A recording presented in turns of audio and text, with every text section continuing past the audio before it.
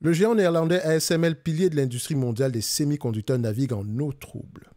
Alors que l'entreprise confirme ses objectifs de croissance à moyen terme, portés par la révolution de l'intelligence artificielle, des incertitudes géopolitiques et douanières assombrissent ses perspectives pour 2025, révélant la complexité d'un secteur au cœur des enjeux technologiques et stratégiques mondiaux.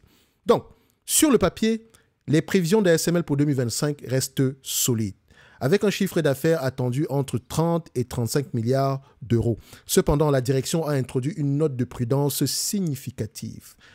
L'incertitude ici, on peut le dire, plane, principalement en raison de l'impact potentiel des tarifs douaniers sur les ventes, les importations et les mises à niveau de ces systèmes, particulièrement pour ses clients américains.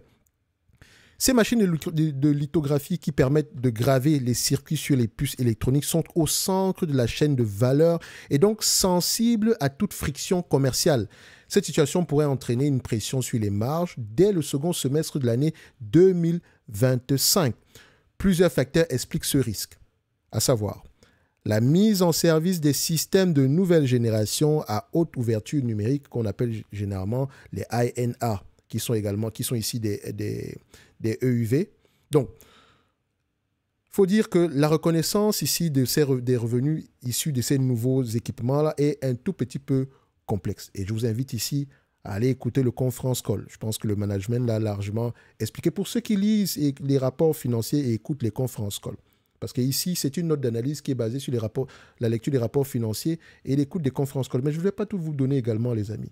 Si vous êtes des investisseurs, si vous voulez faire du stock picking, eh bien, il va falloir faire un tout petit peu de travail derrière. OK? Donc, il faut se diriger. Deuxième élément ici, c'est une baisse des revenus liée aux mises à niveau des équipements existants et la dynamique imprévisible des tarifs douaniers explique la raison pour laquelle on s'attend à avoir des marges moins élevées, d'accord? Ou bien une pression au niveau des marges pour le second semestre de l'année 2025. Et j'ai fait exprès de ne pas vous spécifier, soit c'est marge brute, marge opérationnelle, marge nette, allez vérifier. Je fais exprès, les amis, ne vous inquiétez pas. C'est pour vous pousser également à chercher un tout petit peu. Parce qu'un investisseur, un stock picker doit avant tout être curieux.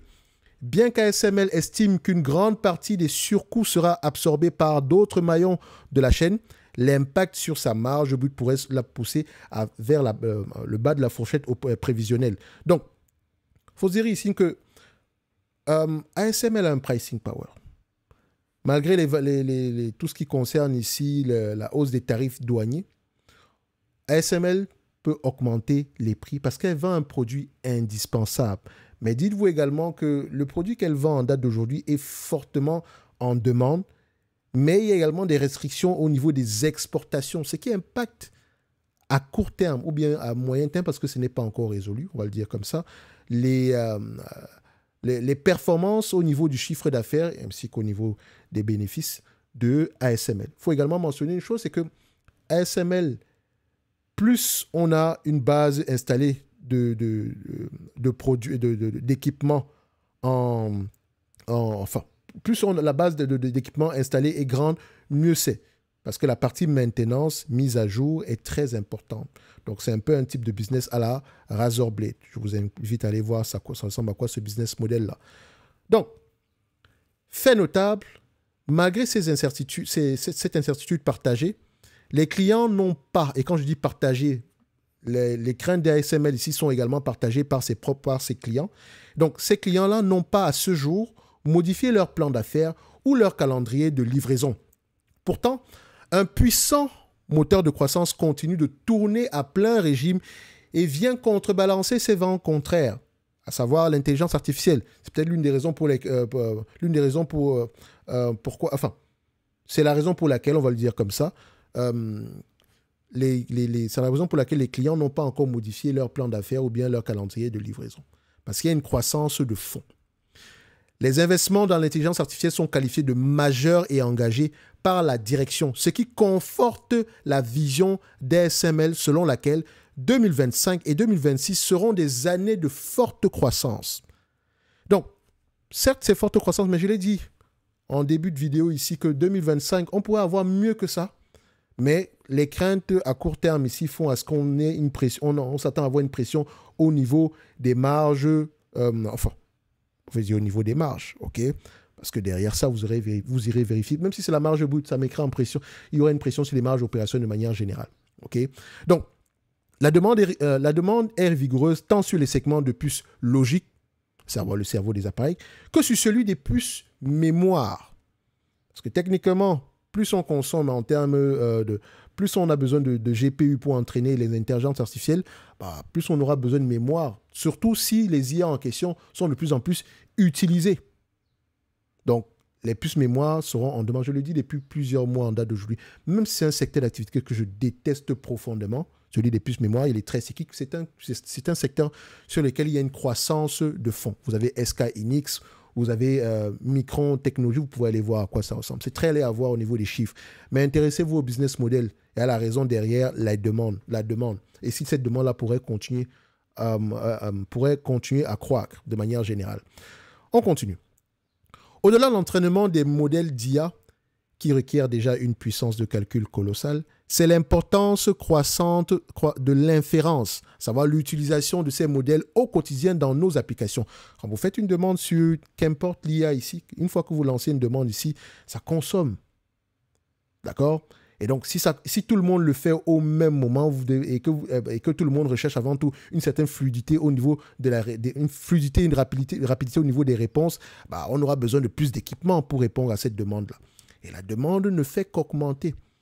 Donc, on va se dire ici que, au-delà de l'entraînement des modèles d'IA, qui requièrent déjà une puissance de calcul colossale, c'est l'importance croissante de l'inférence qui promet d'élargir encore la demande de semi-conducteurs. Cette tendance technologique de fond accélère la transition vers des puces toujours plus fines et plus complexes, donc les fameux nœuds avancés ici, augmentant de ce fait le besoin en machines de lithographie de pointe, notamment celles utilisant la technologie EUV. Donc, les puces sont de plus en plus petites, de plus en plus puissantes et moins énergivores. Et ça ne va pas s'arrêter là. Vous savez que la thématique de l'énergie est une thématique très intéressante pour tout ce qui concerne ici les data centers. On en a parlé dernièrement, pas plus tard qu'il y a moins d'une semaine. Je vous encourage à aller voir la vidéo en question. J'ai oublié le nom. D'accord? On continue. Dans ce contexte géopolitique complexe, la Chine s'affirme comme un axe de croissance essentiel pour ASML. C'est essentiel, mais vous connaissez les problèmes. Le pays devrait représenter un peu plus de 25% des ventes de l'entreprise en 2025. Cette performance est principalement tirée par une forte demande pour des puces dites matures ou de milieu de gamme, nécessaires dans de très nombreux secteurs comme l'automobile ou l'électronique grand public. Donc, en Chine, elle a le droit de vendre des puces des machines ici qui permettent de fabriquer des puces moins, comment on dit ça, qu'on va appeler généralement des puces grand public. Ok, ce ne sont pas des puces de pointe. Peut-être qu'ici, vous avez je ne sais pas moi, ça peut être ici des puces destinées à des air fryers ou je ne sais pas quoi. Ok, donc c'est vraiment des trucs ici qui sont grand public et non des éléments qui permettent ici de créer des GPU par exemple. Parce que la guerre commerciale entre la Chine, l'Europe et les États-Unis est toujours en place. Je ne dirais pas la Chine et le reste du monde, parce que ça concerne uniquement les États-Unis et l'Europe. C'est une guerre commerciale. Donc, ASML n'a pas le droit de vendre certains types de produits en Chine, ou bien parfois même dans certaines régions. Donc, fait significatif, la base de clients d'ASML en Chine s'est élargie au-delà des quelques géants nationaux qu'on connaissait avant, même si ces derniers captent toujours la majorité des livraisons. Donc, on a de plus en plus de clients en termes de nombre, même si en termes de volume, les volumes vont toujours vers les principaux clients. Ça reste quand même encourageant, ça représente également une certaine croissance, mais surtout pour les machines, pour les anciennes générations. Malgré les restrictions imposées par les États-Unis sur l'exportation des technologies les plus avancées, ASML a confirmé être en mesure de fournir ses clients chinois des systèmes de lithographie DUV qu'on appelle généralement ici deep ultraviolet ou bien ultraviolet profond en français. Donc, ils sont également ici des systèmes de génération précédente, leur permettant ici de fabriquer des puces de 28 nanomètres, par exemple. Donc, un standard encore très utilisé dans l'industrie. Donc, elle a encore le droit de vendre certains types de produits. Mais dites-vous ici que le fait que les Chinois n'aient pas la possibilité d'acheter les dernières machines disponibles d'ASML, alors qu'ils en ont les capacités, va peut-être les pousser à trouver des alternatives, soit en développant eux-mêmes leurs propres équipements, c'est possible, rien n'est impossible, nous le dites, d'accord, ou également ici en essayant de faire la même chose avec moins, ce qui va les pousser généralement à être très créatifs. Donc ça serait intéressant généralement à voir. Vous avez déjà vu ici le phénomène DeepSeek, etc., même si on n'en parle plus trop en date d'aujourd'hui. Donc, l'exemple d'ASML illustre parfaitement la dualité du monde technologique actuel. Le succès ne dépend plus seulement de l'innovation pure, mais aussi de la capacité à naviguer entre des tempêtes géopolitiques à court terme, ou à moyen terme, c'est comme vous voulez, et des méga tendances technologiques de longue portée, longue durée ou bien séculaire. Parce que la méga tendance technologique, elle est là. Elle ne va pas avoir tendance à ralentir, même si ça reste un business cyclique. La résilience d'une entreprise se mesure à sa faculté de générer ces deux, de gérer ces deux réalités simultanément, en adaptant sa stratégie financière immédiate, sans jamais perdre de vue les révolutions qui façonnent l'avenir. Et la question que je vous pose, et vous pouvez répondre à cette question-là dans le club, le lien est en description de la vidéo, l'accès est gratuit. Et n'oubliez pas, si vous pouvez également me poser cette même question-là dimanche prochain, parce qu'on aura un live ici pour les abonnés du club Top Invest. Pour ceux qui veulent faire du stock picking sérieusement, je pourrai répondre à toutes vos questions en lien avec le stock picking. Surtout pour ceux qui veulent apprendre. Si vous êtes des touristes, etc., restez sur les ETF. D'accord? Face à cette interaction complexe entre la politique internationale, les barrières commerciales et les cycles d'innovation, comment peut-on évaluer la véritable solidité d'une entreprise technologique au-delà des turbulences passagères et des annonces à court terme? C'est la question que je vous pose. Parce que ASML est leader. Mais c'est un leader à qui on empêche de vendre certains produits à un client qui a les moyens de payer. Alors, face à cela, comment est-ce qu'elle va s'adapter à court terme pour continuer à satisfaire ces différents actionnaires ou bien ces investisseurs que vous êtes ou bien que nous sommes, on va le dire comme ça. Donc, la question, elle est posée. La réponse, c'est vous allez me la donner dans le club ou bien vous allez me poser la même question lors de notre prochain live dimanche prochain. Les dates sont déjà là, les liens arriveront uniquement dans le club, le lien en description de la vidéo. Et pour ceux qui veulent aller plus loin, vous avez le programme d'accompagnement, vous pouvez réserver un appel pour qu'on en parle, ou bien le service Top Premium où je publie généralement ici des notes d'analyse sectorielles, des notes d'analyse sur des entreprises qui, moi, m'intéressent. Et bref, je vous laisse aller voir ça. Donc, nous ici, une fois qu'on a lu, qu'on a posé à peu près la situation actuelle, parce que je parle bien de la situation actuelle, on va faire l'évaluation de la compagnie. Et je vais aller très rapidement, parce que j'ai déjà fait une évaluation plusieurs fois sur cette compagnie. ASML est un business cyclique. Et un business cyclique ici, il faut faire attention. Quand tout va... Le business cyclique d'ASML ici, on peut le payer entre 20... Enfin, c'est idéalement à 15 fois les bénéfices. Mais il y a de fortes chances que le business s'échange entre 15 et 20 fois et 25 fois les bénéfices. Ce serait difficile pour moi de payer 25 fois les bénéfices pour ASML. Surtout avec toute cette pression au niveau géopolitique. D'accord? Parce que la Chine représente quand même 25%. Et demain, peut-être les 2 UV seront interdits. Je n'en sais strictement rien. Il faut que je me protège. C'est la grosse inconnue. Donc, même si je suis confiant par rapport à ASML dans le futur, parce qu'elle vend un produit que personne d'autre ne fabrique en date d'aujourd'hui et qui est en demande, je ne suis pas aussi fou que ça. Aller mettre 10, 20, 30% de mon capital dessus. ASML, c'est quoi? Entre 3 et 1% par là. Et ça, je parle par rapport à mes propres biais. Vous pouvez mettre ce que vous voulez dessus. Mais faites attention, n'oubliez pas qu'il faut toujours avant tout regarder le risque parce que votre rôle, c'est avant tout de protéger votre capital. Quels sont les éléments qu'ASML contrôle? Identifiez-les. Quels sont les éléments qu'ASML ne contrôle pas? Identifiez-les également. Et pesez le pour et pesez le pour et le contre. Moi, personnellement, c'est en dessous des 3%. Et ce n'est que mon avis. Donc, nous avons un business pareil. Et je vous dirais, une entreprise comme ASML peut s'échanger, peut mériter un 25 fois les bénéfices si tout va bien. Si tout va bien. Donc, si on est optimiste, ça sera 25 fois. Si on veut se protéger au maximum, coupons la poire en deux, on se met à 20 fois les bénéfices. Certains diront ici, oui, mais le marché paie en moyenne 25 fois les bénéfices. Oui, mais entre-temps, on n'était pas en guerre commerciale. Aujourd'hui, c'est différent. Donc, il faut s'ajuster en conséquence. C'est un business prévisible. Hormis le Covid, etc., les années sont tendance à faire de bonnes prévisions. Ils ont à peu près 70% ici. Ça reste pour un business qui est cyclique. Oui, d'accord. C'est intéressant. Surtout quand on a une croissance séculaire. Et rappelle ici que la base de produits, d'équipements installés, c'est avant tout l'objectif d'ASML. Parce que derrière, on vendra des services de maintenance et des mises à jour où les marges sont plus élevées.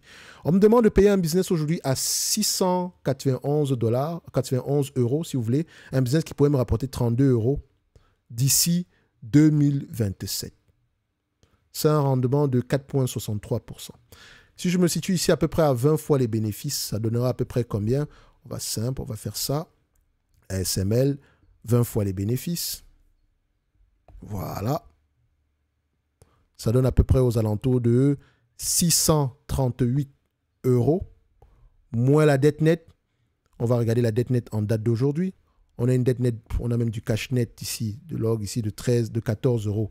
Donc, 14 euros, j'arrondis bien sûr, plus 638 euros, ça donne combien? 638 plus 14, ça donne à peu près aux alentours de 652 euros l'action. Alors, maintenant, je vais dans ma watchlist. Je rappelle que le lien vers la watchlist est en description de la vidéo. Alors, pour ASML ici, sur les périodes précédentes, j'avais marqué un target aux alentours de 800 pour le ASML coté je pense que c'est celui qui est coté en euros ici. On va le dire comme ça. Parce que vous l'avez en euros, vous l'avez également en dollars.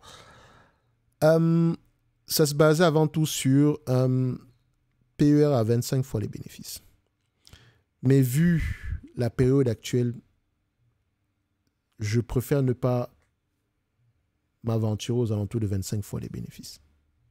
C'est important. Parce qu'on empêche un client qui a les moyens de payer, je le répète, c'est la troisième fois que je le répète dans cette vidéo, un client qui a les moyens de commander massivement des produits d'ASML n'a pas le droit de le faire. Alors qu'il représente encore 25% de notre chiffre d'affaires, et ça, uniquement avec les produits de l'ancienne génération. Vous pouvez vous dire ici que demain, on pourrait littéralement empêcher ASML de vendre quoi que ce soit à la Chine. Ça pourrait encourager la Chine à développer un concurrent à ASML. OK? Donc, dites-vous que les concurrents ne dorment pas. Maintenant, je ne sais pas combien d'années ils sont en retard, etc. Mais soyez toujours prudents dans ce genre d'industrie. Quand vous voyez information et technologie, on vend les équipements semi-conducteurs, faites attention. Les seules entreprises sur lesquelles on peut peut-être se dire que ça pourrait aller, c'est soit en IT service, soit en software, ou bien également ici en... Oui, c'est ça, soit les IT services ou les software. Tout le reste, vendeurs d'équipements, et semi-conducteurs, etc., faites attention. Communication, équipement, etc., faites attention. Si vous ne me croyez pas, faites vous-même l'expérience dans tous les cas de figure. Donc, je viendrai ici pour ASML. Qu'est-ce qu'on a ici en date d'aujourd'hui, le prix actuel? Je mettrai un target, parce que je pense que c'est celui-ci. Il est à peu près à 315. On va vérifier ça. Voilà. Donc, ça, c'est la version, je pense, européenne. Et je vais mettre ici un target à 652. Ça signifie quoi? Qu'au prix actuel, si cette compagnie se négocie à peu près vers ces montants-là, ça pourrait être intéressant. OK? Parce que j'ai volontairement accepté de payer moins que ce que le marché veut généralement payer. Surtout que, en prenant en considération la période passée où elle s'échangeait à 25 fois les bénéfices, n'oubliez pas que c'était avant la situation actuelle. Donc, il faut prendre cela en considération. Même si la demande, elle est là, n'oubliez pas d'où est-ce que cette compagnie vient. Donc, 652 $ l'action, c'est mon target price. Et à partir de ce target price, je mentionne que ça signifie qu'au prix actuel, je ne surpaye pas. Et maintenant, je m'attends à ce que la croissance soit de plus en plus élevée si la demande reste croissante aux États-Unis, en Europe et à Taïwan. Et n'oubliez pas qu'elle vend à Taïwan. Taïwan également est menacé parce qu'on parle juste de la Chine. Chine n'égale pas Taïwan. Donc ASML, faites attention. Donc vous pouvez agir en pondération. Pour ceux qui sont optimistes, c'est la pondération au niveau de vos portefeuilles. Faites attention, ne mettez pas une grosse partie de vos portefeuilles dessus. Ça n'a rien à voir avec la qualité du produit. Mais tout est une question, ça a tout à voir avec la géopolitique. Parce que les politiques, vous ne pouvez pas savoir ce qu'ils pensent. Demain, ça pourrait être pire que ce qu'on a en date d'aujourd'hui. On n'en sait strictement rien du tout. Et notre but premier est de protéger notre capital. Si on prend maintenant le ASML version nord-américaine, la version ADR ici, je viens là, ASML, en ADR, ça donne ceci, ça sera à peu près la même chose. Hein. À 20 fois les bénéfices, ça nous donnera à peu près aux alentours de 730 $ l'action, plus la dette nette, le cash net, 730. Donc ASML a la capacité de souffrir, c'est déjà une bonne chose. 730 plus 15, donc 730 plus 15, ça fait 745. Je sais, mais bon, j'aime toujours calculer. Ça fait 745 dollars, parce que là maintenant c'est en dollars. Donc je viens ici, je mets les deux comme ça, tous ceux qui ont accès à la watchlist, vous savez que ça a été ajusté. 745. 745. Et j'ai volontairement accepté de payer 20 fois les bénéfices. Et comme je le dis ici, c'est une évaluation qui m'est propre à moi. Le but ici, si vous avez accès à la watchlist, c'est de vous-même voir comment est-ce que j'arrive à la conclusion et vous faire votre propre avis derrière. Parce que vous devez investir avec conviction. L'évaluation, c'est la partie la plus facile. Le plus difficile ici, ou bien celle qui demande plus, la partie qui demande plus de temps, c'est de comprendre la logique derrière chaque chiffre. D'accord? Donc, même si c'est marqué ici que ASML n'est pas intéressante au prix actuel, n'est pas sous-évalué, je mentionne encore une fois que j'ai été volontairement pessimiste. Pourtant, le marché paye un prix totalement différent. OK? Ceci n'est que mon avis. Et donc, si vous avez des questions par rapport au pourquoi, du comment, etc., vous voulez un approfondissement, machin truc, on se donne rendez-vous sur notre prochain live dimanche prochain dans le club. Le lien vers le club est en description de la vidéo. Ceci n'est que mon point de vue et non un conseil d'investissement. Je me réserve royalement le droit de me tromper. Vous avez un avis contraire? Lisez vos rapports financiers, écoutez vos conférences call et on se donne rendez-vous dans le prochain live dans le club. Merci, au revoir.